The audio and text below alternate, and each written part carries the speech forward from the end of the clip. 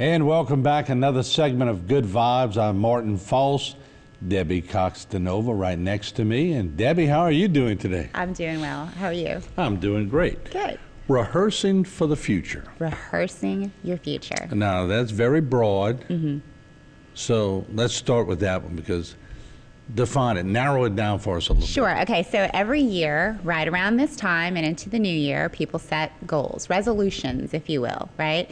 And as a transformation coach, one of the biggest things that I get over and over and over again is every year it's the same. I might as well not even set a resolution because it's the same thing every year. I go for it, and for whatever reason, I can't do it. And we know this as a former gym owner. By the time mid-February comes around, people have given up on their resolutions. They're back to their old way of being. New year, same old you, right? So this is about mentally rehearsing your future as a strategy to get yourself from wherever it is that you are right now to wherever it is that you want to be, and to understand that the way that we are hardwired biologically, neurologically, is often it's out of alignment with the way that we want to operate in our future. So we are hardwired for survival. We've talked about that plenty, right? And survival means that oftentimes we've got about 60 to 70,000 thoughts per day. About 90% of those are the same thoughts that we had yesterday, and overwhelmingly, because of negativity bias, most of those thoughts are negative. They're within you to help you survive, right? It bodes better for your survival if you assume that there's a saber-toothed tiger in the bush than a bunny rabbit, and you run, right? So it doesn't really work well, though, because most people who are setting goals are not setting goals that are conducive with this experience of chronic stress, which most of us now in this day and age, 70% of the time we're in this chronic stress state. And all living beings are built to be able to withstand short-term stress. But when you have chronic stress, not only does it take you to a place of, not being well, feeling like your immune system lowers, you're lowering your defense system overall, but it also is out of alignment with the goals that we're trying to produce in the future, which oftentimes have to do with love and success and things that are on the higher vibration scale. Let me ask you this. Why do people, I know Jen, who's directing this show, she goes to the gym every morning. Very disciplined. Some people can do it without a hitch. Other people use January 1, New Year's resolution, as an excuse to go sign up at the gym, and they last, like you said, a month and a half, and they're going, I'm done.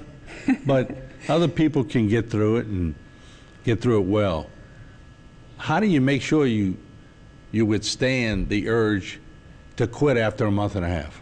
Yeah, so this again goes back to understanding the way that we're hardwired. A lot of people are trying to approach goals, creating new reality into their future by showing up as the same person. It just doesn't work that way. We're neurologically and biologically built out of the old, out of the past of what we've experienced already.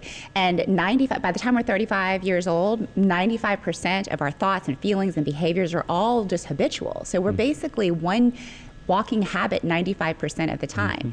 And if what you have experienced or learned up until this time is not working for you in a lot of areas, which is for the case for most of us, then, and you're not conscious to it, which most of us are not, we're not thinking about the way that we think or behave or show up, it just looks like the reality.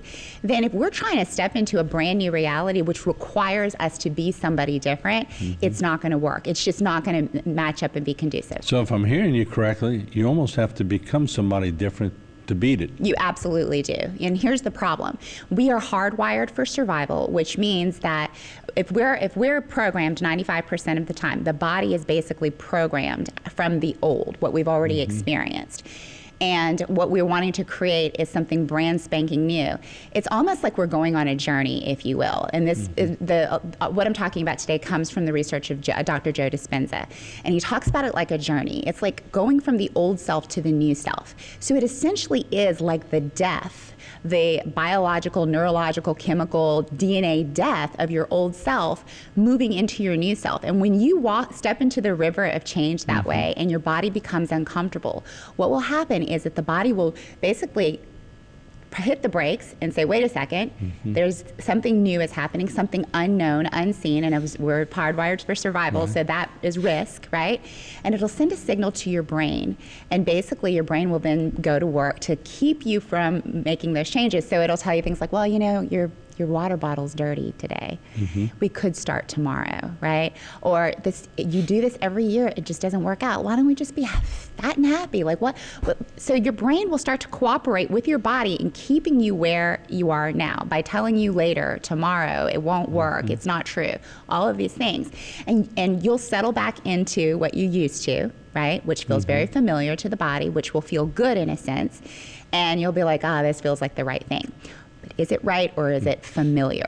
Because we need to be able to look at our thoughts using the science of metacognition, really get to know ourselves and look at ourselves and be so familiar with what it is that we're thinking, feeling, behaving, whether it lines up with what we want to produce in the future, and then be able to make the changes despite the fact that we're going to feel uncomfortable doing it. Every time I interview you, I write down a new word, metacognition, but I've heard you say that before. Yeah, so we're we're just talking about the science of thinking about the way that you think. So putting your awareness on the subconscious programs that are running oftentimes without your awareness.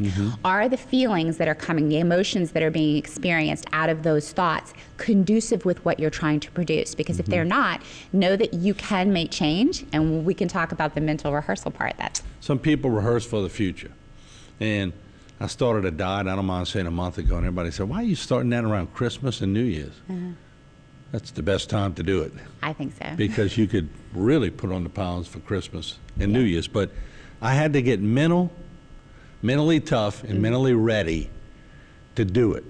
So mental rehearsal. Is that a big part of it? It's a huge part of it. So a lot of people might think of this as visualization, but visualization has a kind of a connotation of spirituality and woo upon it. So science calls it mental rehearsal.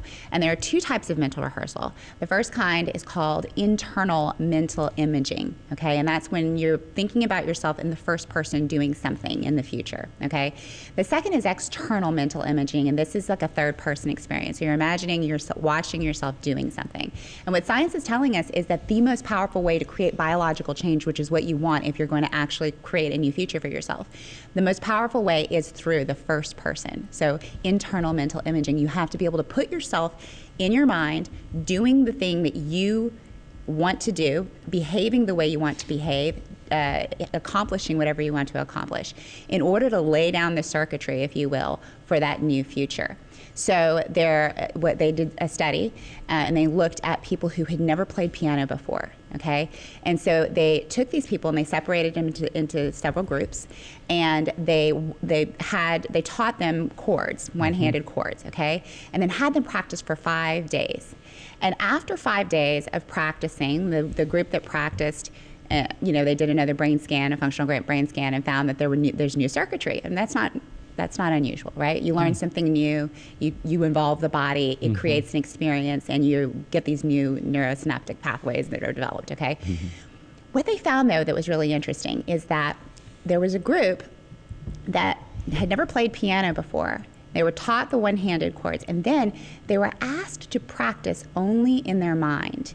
So they actually closed their eyes, and instead of actually practicing with the piano, they practiced the chords mentally through internal mental imaging. And what they found is that after 5 days, the same brain connectivity had developed in those people. They were actually able to play even though they had not actually played.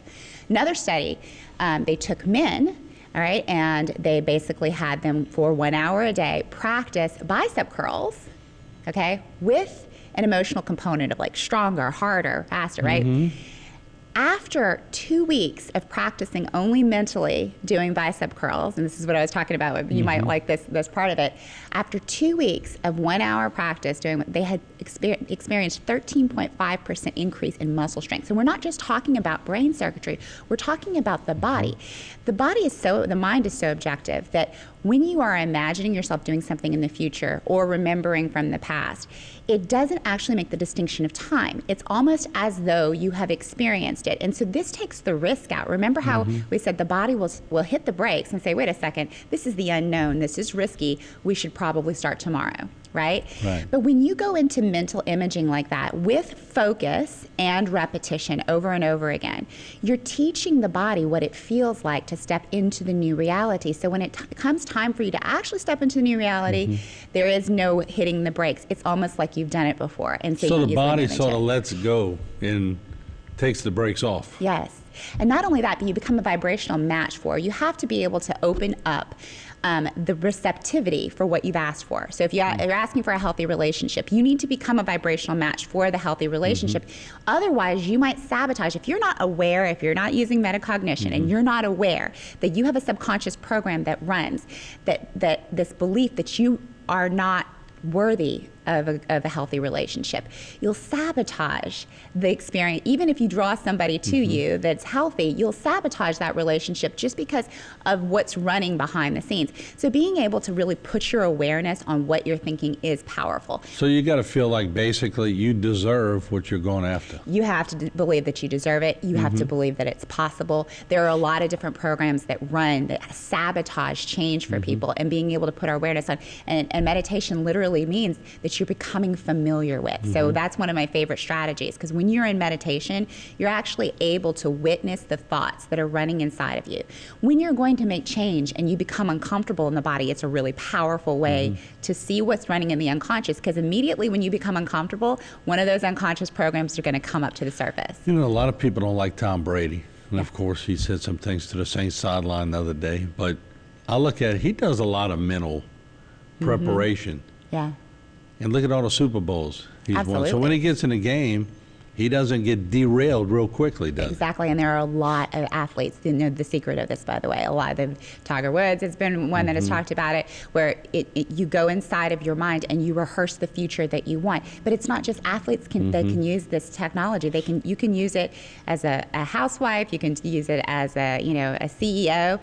It's how we are built as human beings. If you want your body and your brain to cooperate with your intentions in the future, lay down the circuitry for yourself. So when you're in that pressure situation in a football game or a tennis match or whatever you're doing, and you've rehearsed it and you've been through it, when you get to it, you go, I've been here already. Absolutely, yes. When you really haven't. Yes. But it's a different mentally you standard. have. Absolutely, yes. That's cool stuff. It is. All right. Look forward to the next topic. I don't know what it is, but I'm looking forward to it. Thank you, Me Debbie. too. All right, Debbie Cox DeNova. Good vibes. We'll see you again next time around. Stay tuned for more HTV programming.